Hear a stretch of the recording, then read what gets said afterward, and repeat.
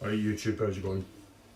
This week's video is about this Peavy milestone and a few other things that I found out. Peavy is an American company originally, and it made amps and speakers and PA systems and stuff like that, and they decided to get into making guitars because they thought, well, we're selling a lot of amps, then we'll make guitars to go with the amps. So they started making, originally they made copies of Fenders, so the Fender P-Bass and the Fender Jazz. In the 80s they decided it was costing them too much money to make guitars in the States. So they did what Fender did, and they kept the high-end guitars made in the States. This was in the 80s. And they'll send the kind of same idea as Squire. They'll make a Squire version that's slightly cheaper, outsourced, and they went to Japan.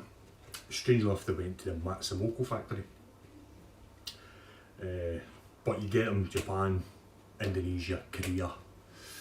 This is a Korean made one, and I think it comes from the exact same factory as what some of the Korean Squires come from. And also Samok, I think it's a Samok this comes from, I'm not 100% sure. But when they went to Japan and they seen what the Matsumoto factory was building, they seen a bass that my mate Mad Malcolm's put on his YouTube channel, which I'll put in the link below. And when I seen it, the first thing I asked him was, is that a milestone, a Peavy milestone? Which obviously he said, no, it's a Washburn Force 4. And if you look at the body, it's pretty much the same. Slightly different with the horns, the cutaways and stuff are slightly different. His is more kind of, but basically if you put this body up against a P-bass body, from the top tip of the horns to the bass, it's pretty much exactly the same as a P-bass. The only difference is the cutaway. The Force 4, I've got deeper cutaways, plus the neck recesses into the body further, so you can get further down and get a stability in the neck, because the weakness of the neck is that way. So if you drop this, if it's going to go, it will split the body, which has happened.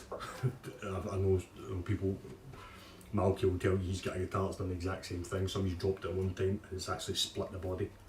That's the problem with having so much deep cutaways. So this one, obviously the cutaway, still bolt on neck, stuff like that, but Washburn are a bit more wiser and quality built and they actually set the neck in further, so it's got a lot more stability. But it's it resembles the Washburn Force 4 with the shape stuff. Washburn Force 4 is a far more quality guitar than this was, and even it's like par with the high-end Fenders, and that's the build quality. When I played it, it's got a lovely neck on it, body, binding, it's a nice guitar. But this is just Peavy's version of the Squire. This is their Squire version, because they've got a high-end American made model, which I don't think they do anymore. I think Peavy are pretty much the American, the US Peavy is out of business. They don't do anymore. The only guitars that come from Peavy are now Japan and Indonesia and Korea.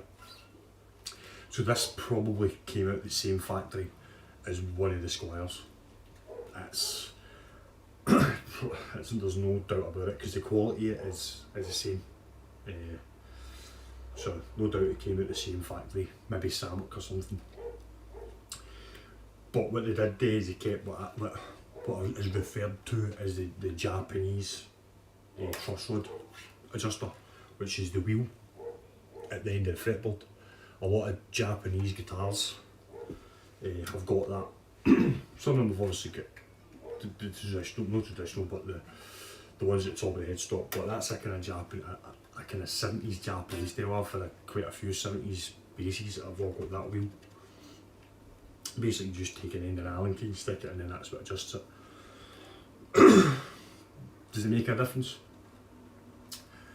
Maybe, because it's adjusting for the thickest part of the neck, so it's getting more, you can get more torque on it to straighten your neck if need be. I've seen a lot of guitars that have got the bullet adjusters and it splits the first fret, because you're putting force between the neck and the fretboard. So what happens is the bullet goes down and then just starts spreading. I've actually seen some crack here where it's forced in because somebody's cranked it that much. But as long as you look after it and you don't over adjust it, it should be fine. But that is, you could probably crank on that for quite a bit you're getting more torque towards the bullet, so you don't need as many turns, you know what I mean? Because it's putting the force straight on the flat part of the heel of the neck. It's not allowing for this. This is quite thin here. So you imagine all the force of these strings are going onto this small surface area, whereas back here it's a large surface area. That's why a lot of Fenders and their reissues, they all adjust for here, because that's a bigger surface area. So it's less amount to straighten the neck. And the rods are totally different as well. But it's a nice guitar. This is going up for sale or swap probably next couple of days. I love Peavy's, as you probably could tell. I've got a couple, but it's just not my shit, it's not my style. I don't really. But that's a wee bit of history of Peavy. So they've sent them to, this one's a Korean made, they've got Indonesia company, they don't make them in the States anymore. I think, I'm not too sure if they make any in Japan, because you get kind of high end ones that are like flame maple tops and all that, and they've got veneers and binding and stuff. You used to, I don't know if you still get them. The other way you can tell as well, the cheaper ones, where this bit here is here, there's actually a scallop there on the kind of higher end ones, like the kind of the high end milestones. They've got a kind of scallop here, and sometimes the headstocks are painted the same colour as the body. So this is the kind of cheaper one, but sounds pickups are quite amazing in this. What else are we going to talk about? Oh, the reason, somebody was asking me the other day, the reason why some guitars have a skunk stripe. Fender have adopted that for all, 90%. I've got a Squire there that's not got a skunk stripe, but 90% of Fenders have all got skunk stripes. But they adopted it. There's the only reason you need a skunk stripe on a neck is if it's a solid maple neck, which means the fretboard and the neck's one piece. So basically they've milled the whole neck, including the fretboard, out of one piece of maple, put a radius in it, slotted it, put the frets on it. So the only way to get the truss rod in it is to mill down the back of the neck and slot it in from the back. And that's how Fender adopted the skunk stripe. So rather than just doing the skunk stripe on all solid maples, because they started making solid maples and they made separate fingerboards out of maple and then separate necks and then put them together. So to make them look the same, they put the skunk stripe, and then they just adopted the skunk stripe as part of the kind of signature base. But obviously they've not patented it, so anybody can do that, any guitar maker can do that. But that's where the skunk stripe comes from. But the only reason you need it is if it's a solid maple neck, but the fingerboard and the neck is one piece. That's where Fender got the idea from. So I'll let you see this. See, this is going up for sale or swap probably the next day or two. Don't know much yet. Preferably swap, because I'm more kind of trying to buy them bases since it's Christmas, and I've got a bit of an addiction. So I'll let you hear. So the top string is drop D. So I'm not going to play too much. My legs killing me because I'm standing up. I did have the seat there, but it's a pain in the ass.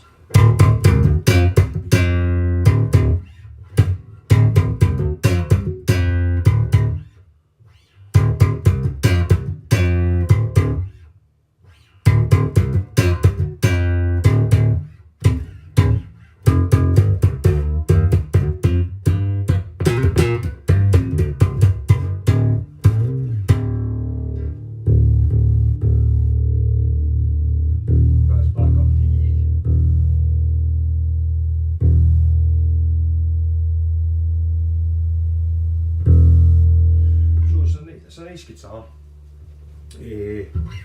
No high end, probably same quality as a Squire. Obviously it's not got the Fender name, so people are not really wanting it. So that's, you find that a lot, as people want a Fender or they want a Gibson. And as Malky would say, if you watch these videos,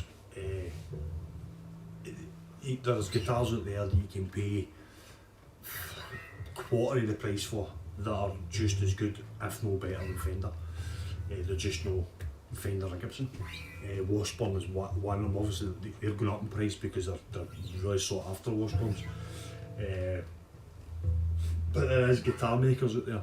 Aria is one of them. Aria guitars for the 80s are the same quality as a Fender, a proper American Fender. They're made, the quality of them. The only difference is the wood comes, the American guitars, the wood comes from America. Japanese guitars, the wood comes from Japan. If you ever watch any Japanese carpenters and stuff like that, their woodwork is amazing, amazing. If that's what they can do to a chair, you think what they would do if they made a guitar. So it's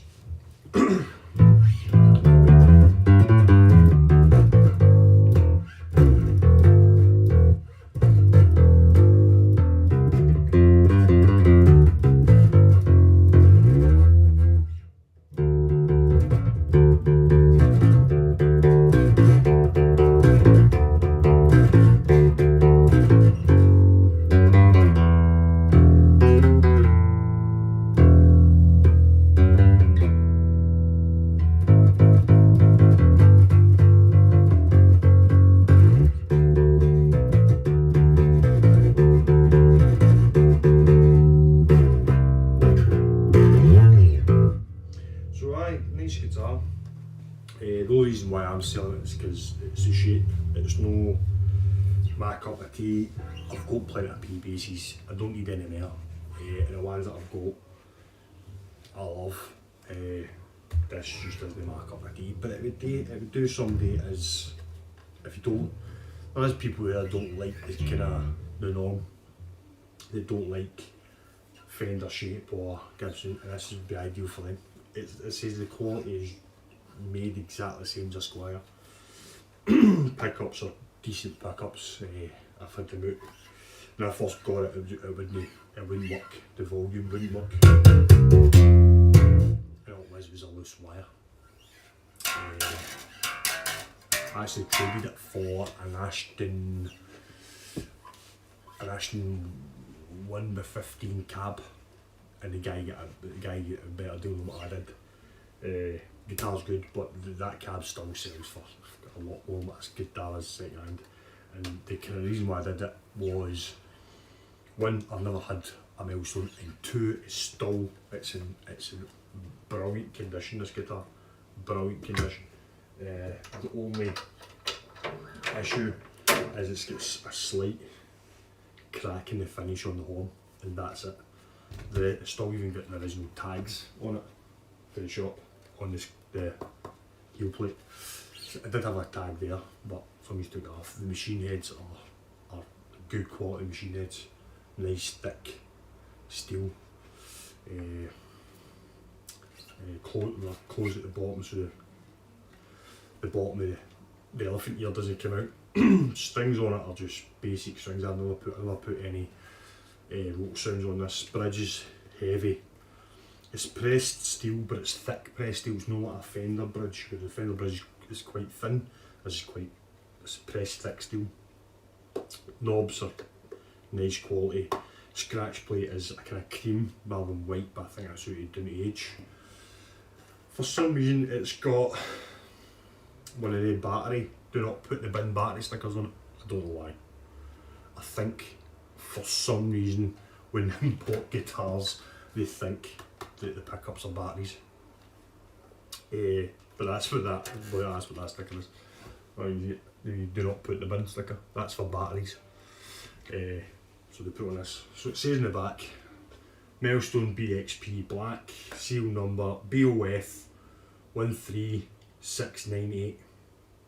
So it'll be the 13th of the 6th, 1998. So this guitar that's 20 odd year old. My maths is shit. And it's got a serial 00592322. Aye, that was 98. 98, 2008, aye, 20. Fuck hell. Aye, 22-year-old, this guitar is. And for 22-year-olds, it's never had any fretwork done to it. I cleaned the frets up, slight wee dings in the first and second, but I filled them out. Nice bit of rosewood on the neck, fretboard, nuts, nice. All the guitars I get, I set up myself. All of them. I set up the way I like to play them. A lot of nice guitar. So, I've been up for sale or swap on Gumtree or Facebook. Probably put this video up with it as well. I'll put a link to Mad Malcolm's page, who's got the Washburn Force 4. Which is a really nice guitar. And as I say, if you watch that and then look at this, you can see the similarities in it. I think their bodies, for some reason, it looks wider. But that's what I thought his was. It's a really nice guitar. Yeah, so that's the Peavy Milestone BXP, and a wee bit of history in the skunk stripe, why that's there on a Fender. If you read Fender's book, they tell you that that's why they put that skunk stripe in, for solid maple necks, so they can get the truss rod covering, and then they just adopted it. The only thing I think Fender has copyrighted, and I don't even think they've done it right, is the headstock shape. That's it. That's the only thing they've done is the headstock shape, because you've got other guitars from the kind of 90s or sometimes 70s and 80s are called the lawsuit era, and I've got one that actually sits underneath that camera for East Germany that's classed as a lawsuit because the headstock's exactly the same as a Fender, exactly the same. Hondo did it as well. They've got a lawsuit. They call it lawsuit era. That's what they call them. It's 70s, 80s. So here you go. Peavy Milestone. Hope you like the video. Like and subscribe. Tell your pals. Once I get more guitars, I'll do more. Like it's better, I'll do more playing. Standard. I can't put for some. I don't know. I don't know what's wrong with my playing now. I'm just kind of put off with my leg and stuff. Yeah. So. Well gone.